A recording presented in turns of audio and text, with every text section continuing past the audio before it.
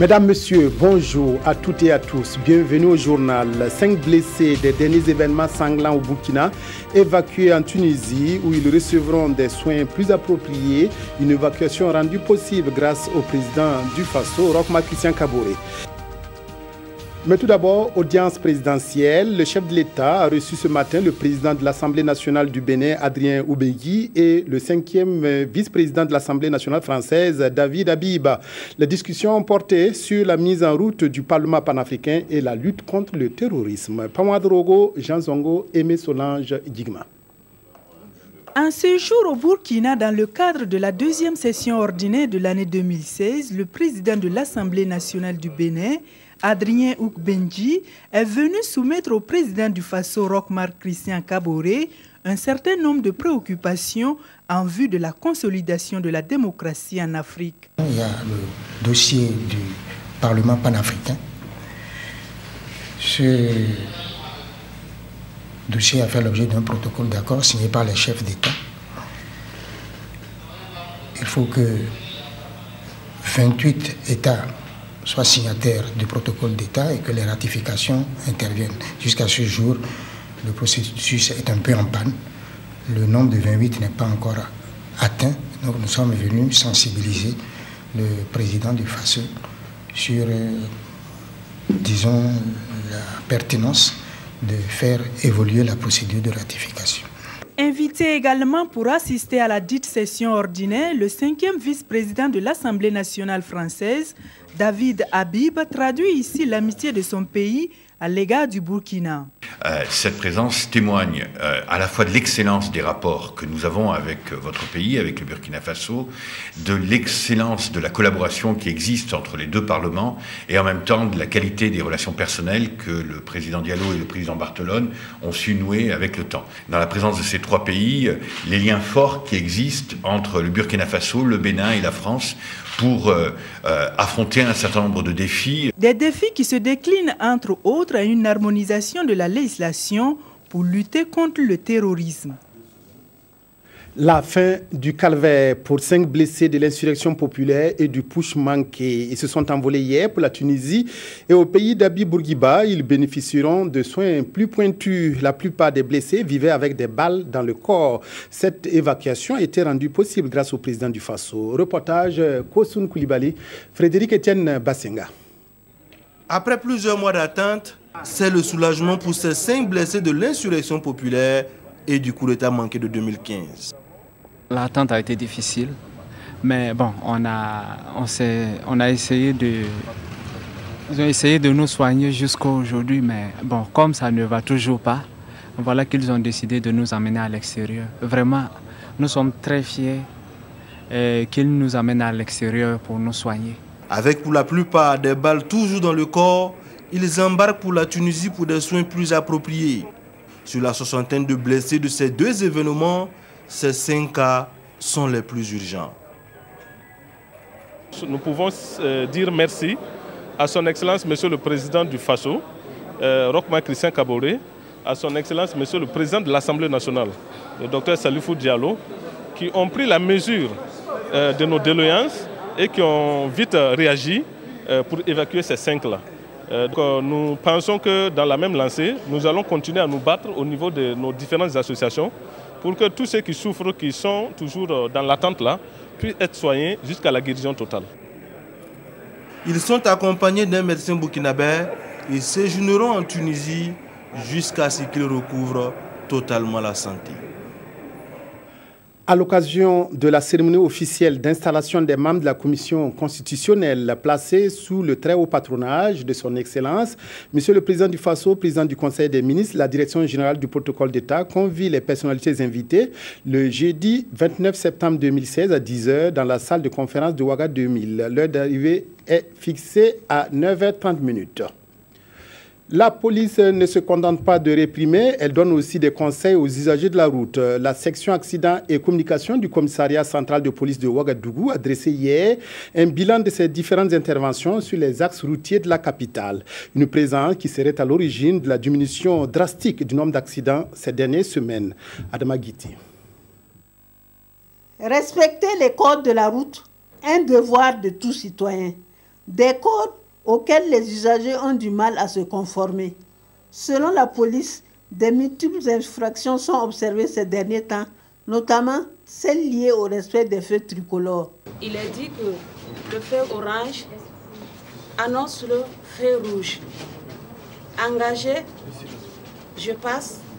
Non engagé, je m'arrête. L'usager de la route doit se poser la question à savoir à quel moment il est engagé et à quel moment il n'est pas engagé.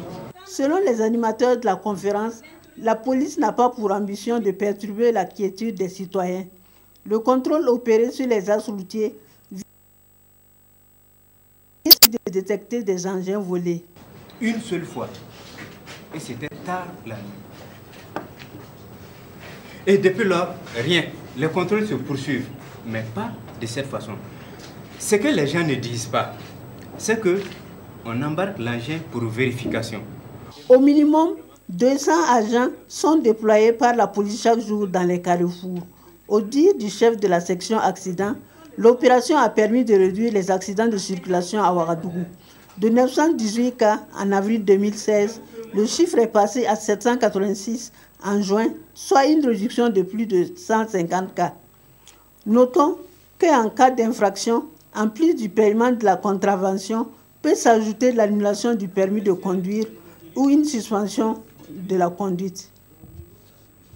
Un reportage signé Adama Guiti et Kadi Sanogo. Le syndicat national des télécommunications Sinatel se décide enfin à expliquer les raisons de la grève des travailleurs de l'Onatel, grève entamée depuis le mardi 20 septembre.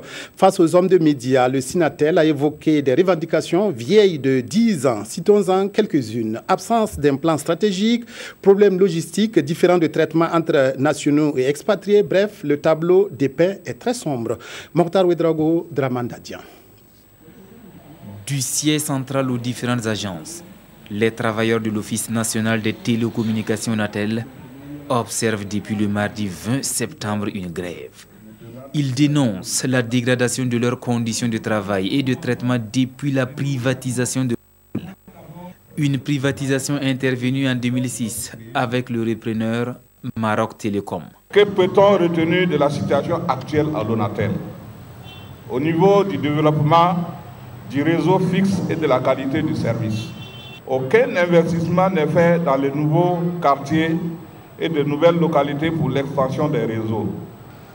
Au niveau de la gestion financière, nous voulons ici attirer l'attention du gouvernement et de l'ensemble de la population qu'il y a fuite de capitaux à travers la gestion actuelle de l'Onatel. Face à ces problèmes, le Sinatel appelle le gouvernement à agir pour sauver l'Onatel.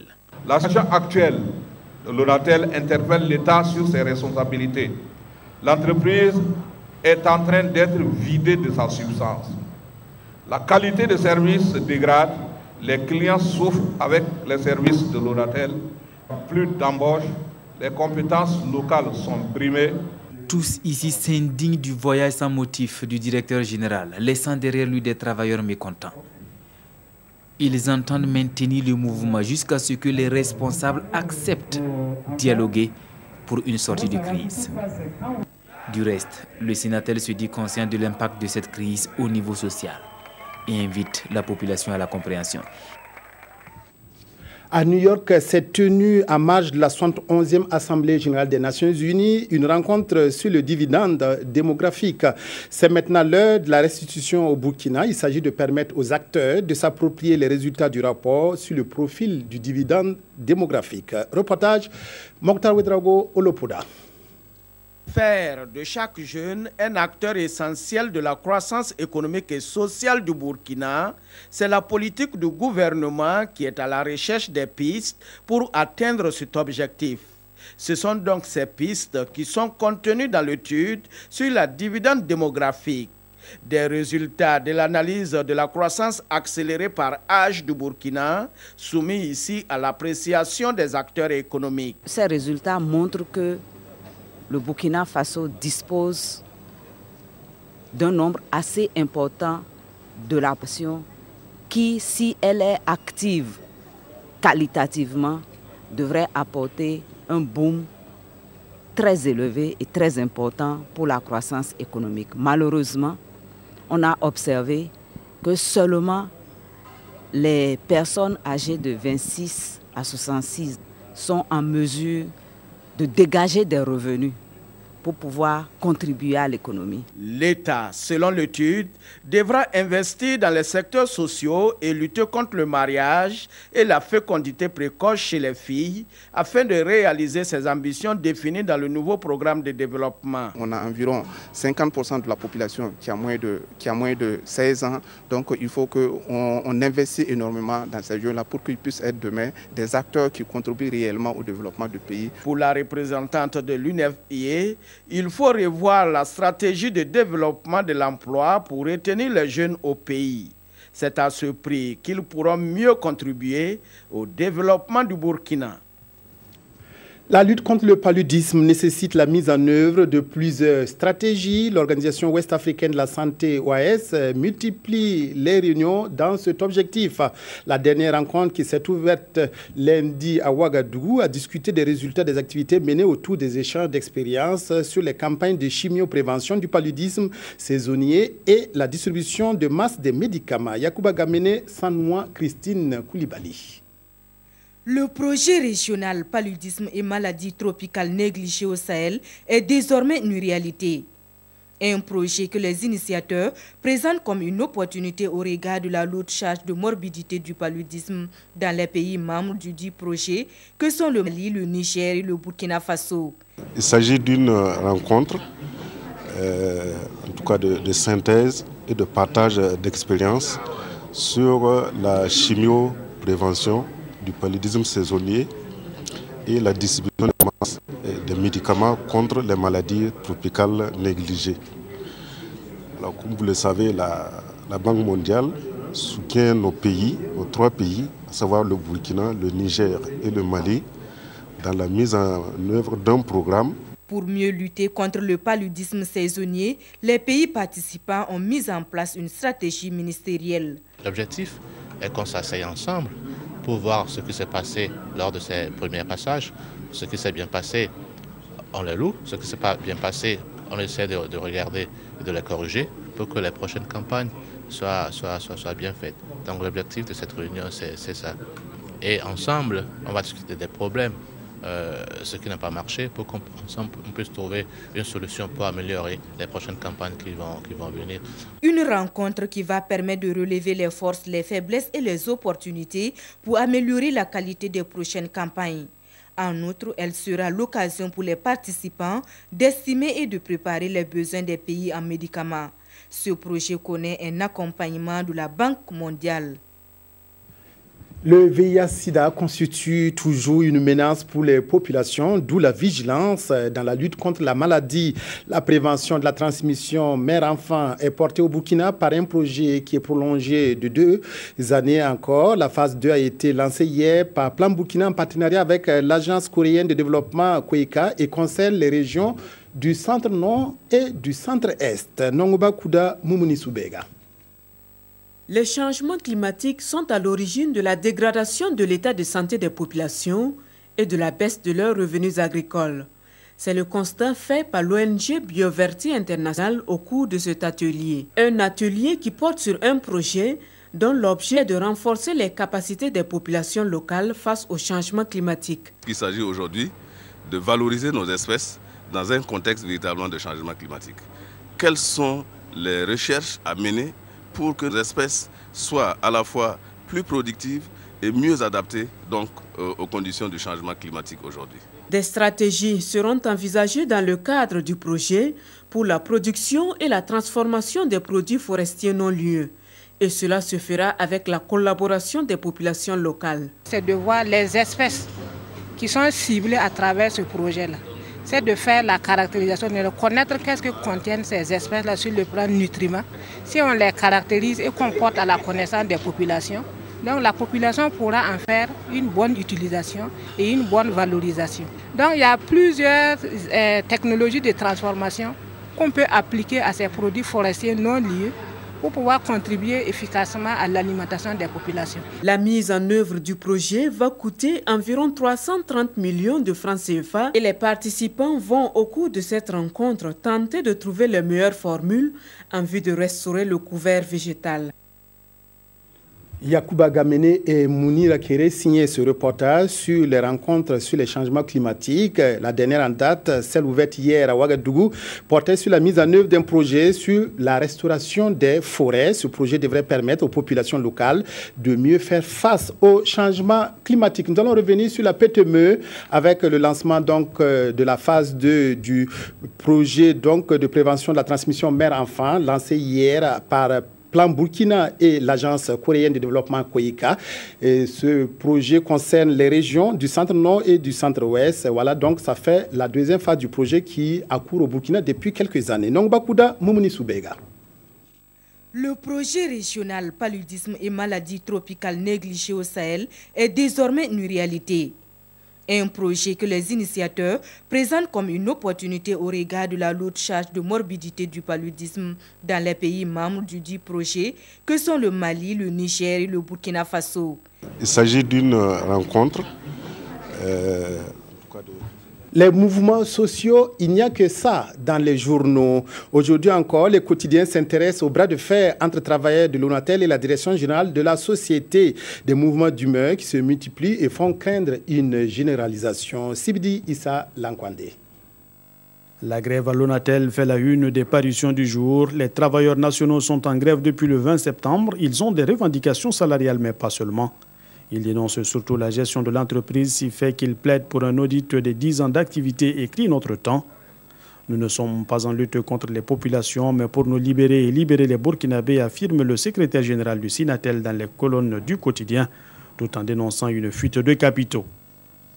Bien que détenteur d'une part non négligeable du capital, l'État n'a aucune possibilité de contrôle des finances de la société, poursuit-il.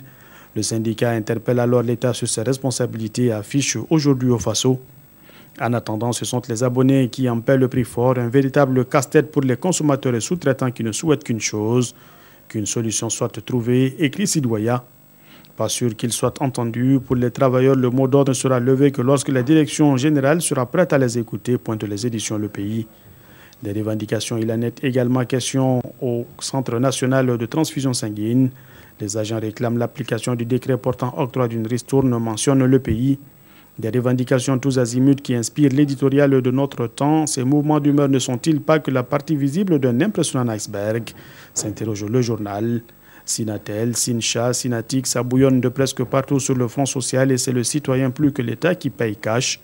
Il est temps que le gouvernement prenne à bras le corps les situations dans les secteurs à problème, prévient Notre Temps. Sinon, il n'est pas exclu que ces mouvements soient juste un avis de tempête. Voilà, c'est sur cette revue signée Sibidi Issa Lankwande que se referme cette édition. Merci de l'avoir suivi. Excellent après-midi à toutes et à tous en compagnie de la RTB.